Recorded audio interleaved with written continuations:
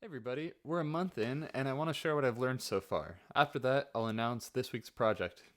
First, launching this Patreon turned out to be a really good idea. Going in, I was pretty hesitant because of how it might reflect on me as a professional or how it might look to my peers. The day after launching, my worries disappeared because you all showed up. Following the departure from my band, I had always intended on producing one project each week, no matter what. Now, even more so, I'm so glad to have all of you as my closest audience because your voices have been so encouraging and supportive. Second, I'm quite lucky to have this project during such an odd time.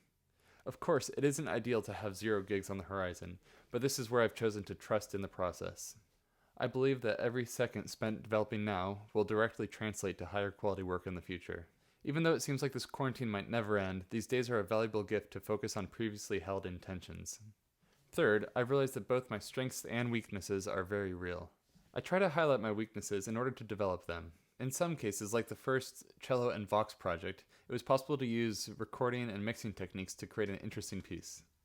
However, with the Found Sounds project, one I thought would be more intuitive, I struggled through the process.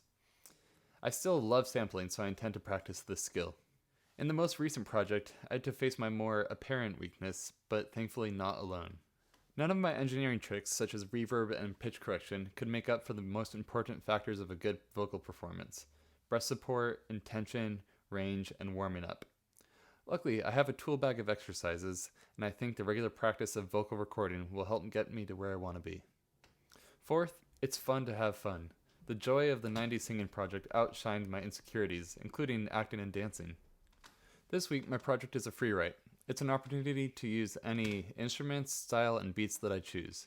This is without the pressure of any specific challenge, more just a time to make good music.